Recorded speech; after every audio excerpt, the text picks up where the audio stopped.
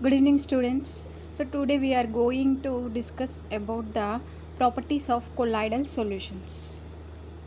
So before this topic, so we have one pending topic: cleansing action of soap. So generally we will use detergent and soaps for cleaning our cloths. So in that the soaps contain carboxylic acids, long chain fatty acids. Sodium salt of long chain fatty acids are generally called as soaps. So soaps forms colloidal solutions. So how the cleaning process of soap takes place. So that let us discuss about that process. So generally sodium salts of long chain fatty acids are called soaps. And detergent contain sodium salts of sulfonic acids. So here carboxylic acids and here sulfonic acids, and here R is a long chain of alkyl group. So here also it is a long chain of alkyl group, and here also it is a long chain of alkyl group. And here soap contain two parts, R's CO minus Na plus. This is the general formula. So in this, so this long chain carboxylate group, this group RCO minus, here this group is a, so it is soap is generally ionic compound, and this long chain carboxylic acid group contain two parts. So it is a hydrophobic part and hydrophilic part. So this chain, alkyl chain, is a non-polar part. So it doesn't contain any charges. It is a non-polar and it is hydrophobic in nature. So means it doesn't takes the water molecules. It hates the water. So it have phobic means hating. And here this is the polar group. COO minus group is the polar part, non-polar part and polar part. And this polar part is called hydrophilic. So it is hydrophilic in nature. So means it is polar means water also polar. That's why polar will have attractions. So that's why it is hydrophilic, and it is non-polar, it is hydrophobic. So when we clean the cloths, so the oil content in the dirt so interact with the hydrophobic part. So this COO minus part, polar part, interact with the water, and this hydrophobic part interact with the dirt or oil content. So it interact with the oil content, and by interacting it is forming associated colloid. So many soap hydrophobic part will interact with the dirt molecule and it will form associated colloid. So this associated colloid or micelle is removed by the pouring water. So this is the process involved in the cleansing action of soap. So this hydrophobic part interact with the dirt and it will be removed by water. So in such a way it removes the dirt from the cloths. So as alkyl chain increases, means length of alkyl chain increases, cleansing action of soap also increases. So means, so critical micelle concentration means this is the concentration required to form this associated colloid. So that concentration is called critical micelle concentration. So as critical micelle concentration decreases, so means length of alkyl chain increases, critical micelle concentration will decrease. So means, for example, it is a small chain soap fatty acid and it is a long chain fatty acid, so which can remove dirt easily. So this long chain, so means by adding small amount of this soap, long chain soap, we can remove the dirt easily. So means critical micelle concentration is very less. The concentration required to form this associated colloid decreases. So this, if you take short chain fatty acids, so we we need high concentration of this small chain fatty acid to remove the dirt. So means this critical micelle concentration is inversely proportional to the length of alkyl chain. Means as alkyl chain length increases, so it can easily remove the dirt by forming colloidal particles or micelles at low concentration.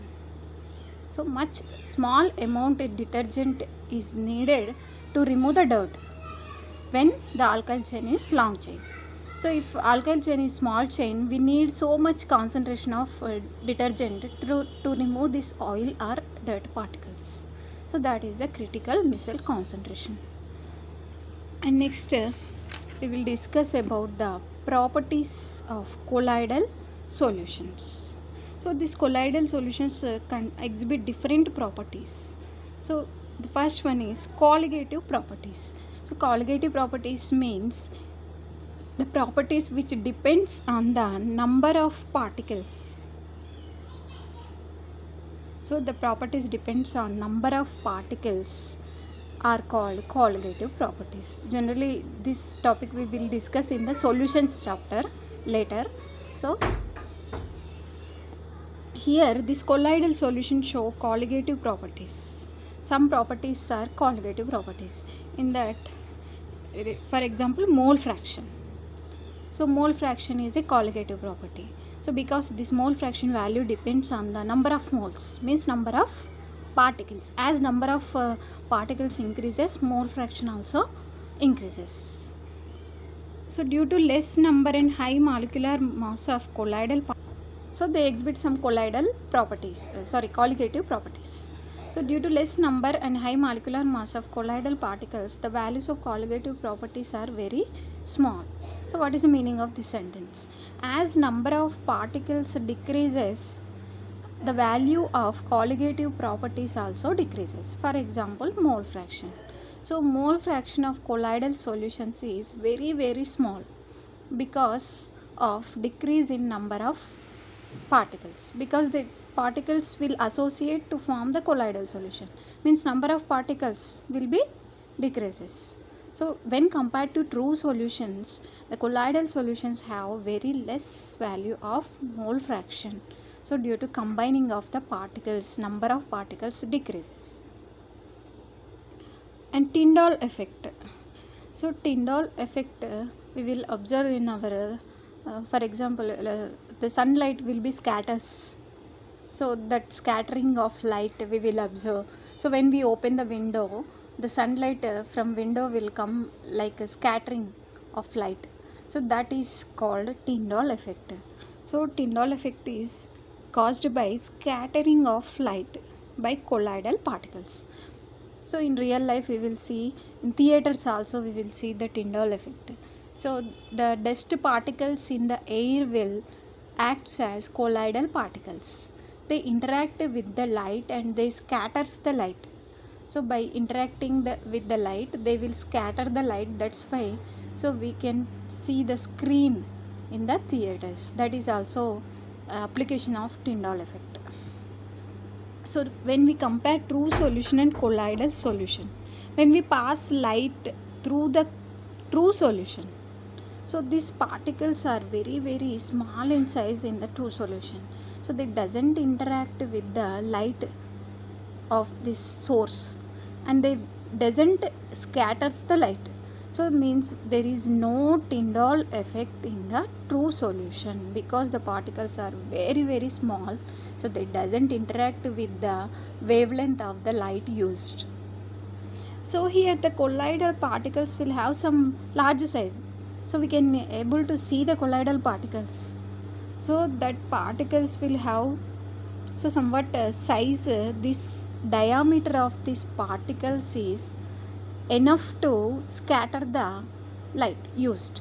So that's why they interact with the source of light when we pass some light source. So they will interact with this light wavelength of light used, and they will scatters the light, means splitting of light takes place. This is nothing but splitting of the light. So this is called scattering of light it is, so this cone is formed due to the scattering of light.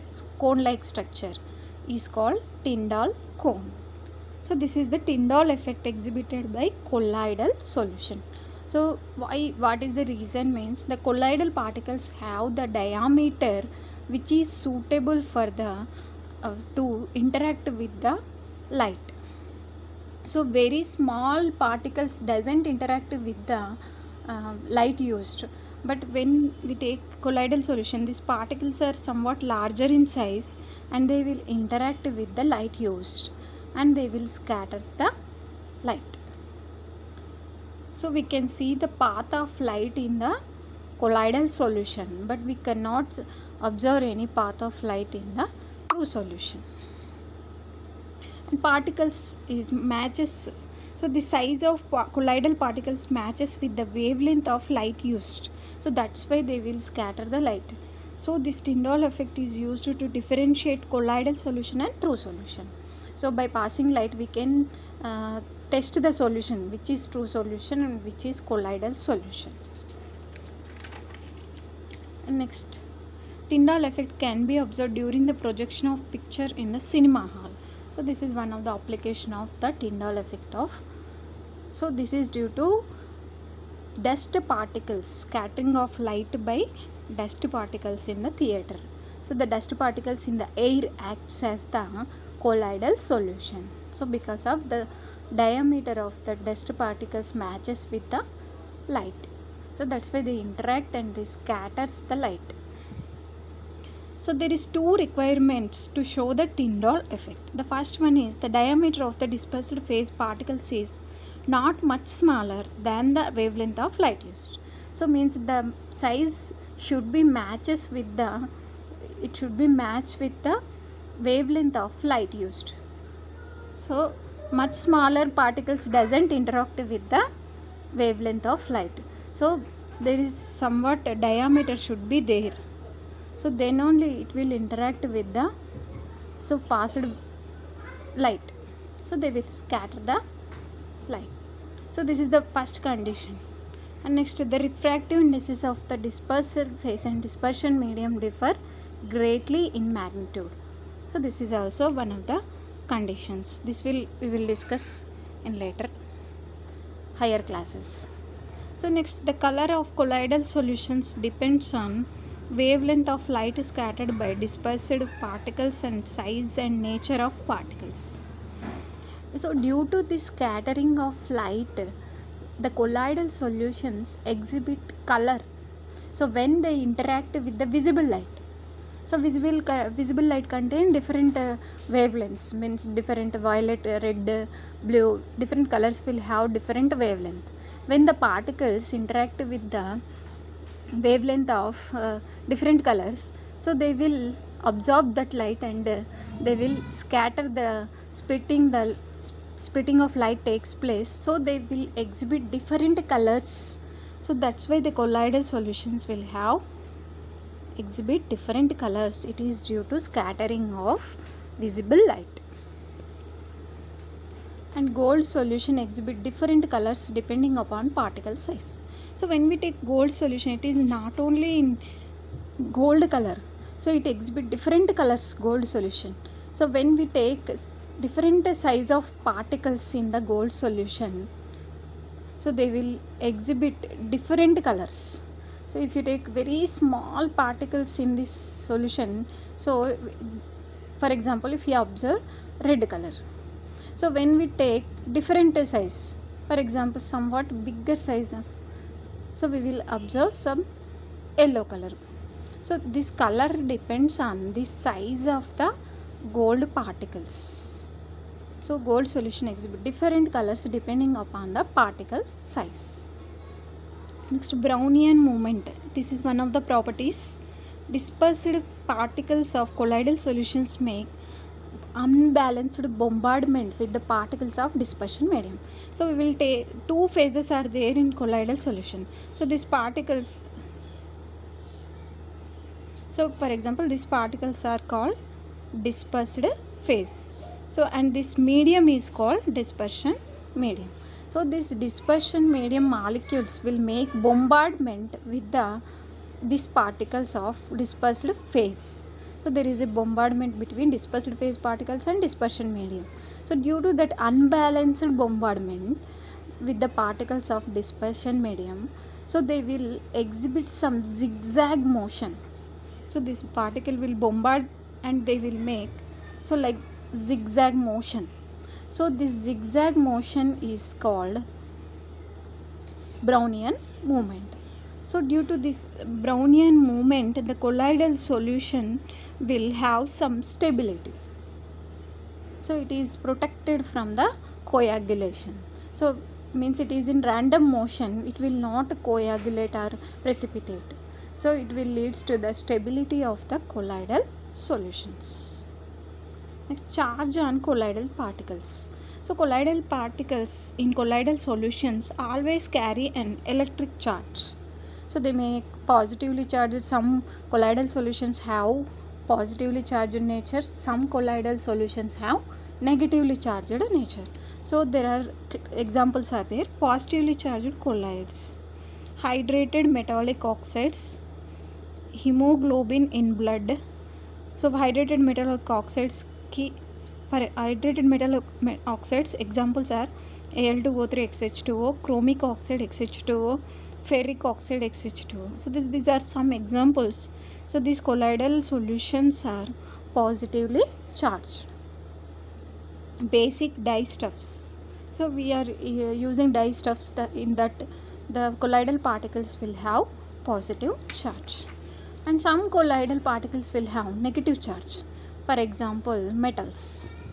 So copper, silver, gold solutions and metallic sulfides. So sulfides of metals contain negatively charged nature and acid dyestuffs contain negatively charged.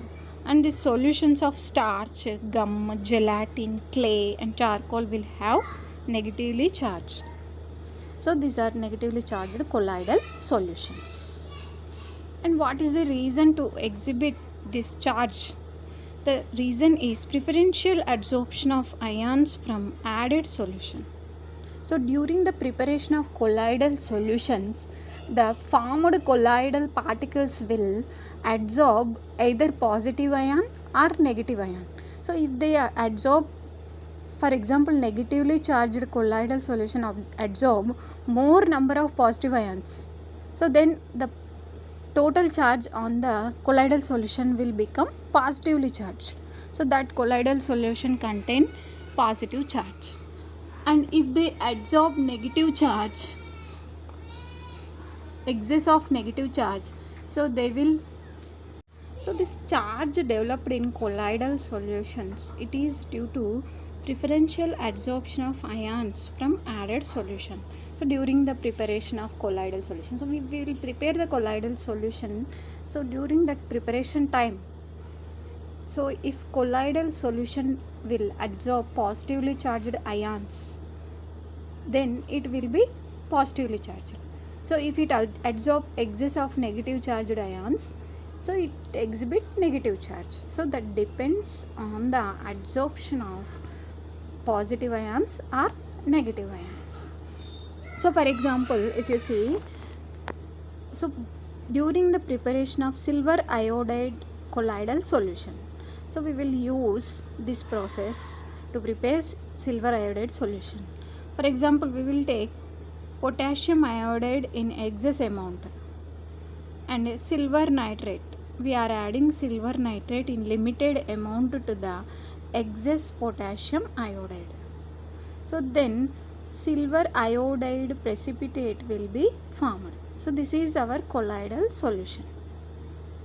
This is our colloidal solution, silver iodide. And this silver iodide will adsorb excess of I minus ions in the solution. So it adsorbs excess of I minus ions.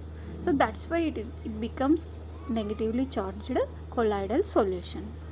So if we take potassium iodide in excess, the formed colloidal solution will have negative charge. For example, if we take silver nitrate excess, So we have taken excess of silver nitrate solution and we are pouring potassium iodide in limited amount. Then the formed silver iodide colloidal particles will absorb excess of silver plus ions, positively charged ions from the excess AgNO3. So they will have preferential, so they differentially absorbs Ag plus ions, they will have positively charged nature. So this depends on the charge ions of adsorption of positive charge ions or negative charge ions. So then, so one more example, ferric chloride. So during the preparation of ferric oxide XH2O colloidal solution, so when we take hot water excess and when we add iron chloride solution, pouring of iron chloride ferric chloride solution, so it will absorb positive ions and it will exhibit positive charged nature. So but when we add excess of NaOH solution to the ferric chloride, so the formed ferric oxide XH2O will absorb OH minus ions and it will exhibit negatively charged nature. So it depends on the preparation process. So it depends on the excess, what we take excess amount here in that process, it decides the charge on the colloidal solutions. So this is the one of the properties. And then next property is electrophoresis. So the movement of colloidal particles under applied electric potential is called electrophoresis. So when we applied some current electric potential by connecting colloidal solution to the electrodes. So when we put this electric colloidal solution in one container and when we provide electric charge, electric potential, then it will move to any one of the electrode. That particles, dispersed phase particles will have, if they have positive charge, they will move to the cathode. If they have negative charge, they will move to the anode. So that movement is called electrophoresis. That process is called electrophoresis. So it is due to existence of charge on the colloidal particles. So this, due to the charge on colloidal particles, they will move to either cathode or anode. And next, electroosmosis. So this osmosis is exhibited by dispersion medium. When dispersed phase is dominated by dispersion medium, so when electrophoresis is prevented by dispersion medium, so the dispersion medium will interact with the electric field. So that is called, that process is called electroosmosis. So this is interaction of electrophoresis is interaction of dispersed phase, and electroosmosis is interaction of dispersion medium. When dispersion medium will move, that process is called electroosmosis. When dispersed phase particles will move, that process is called electrophoresis.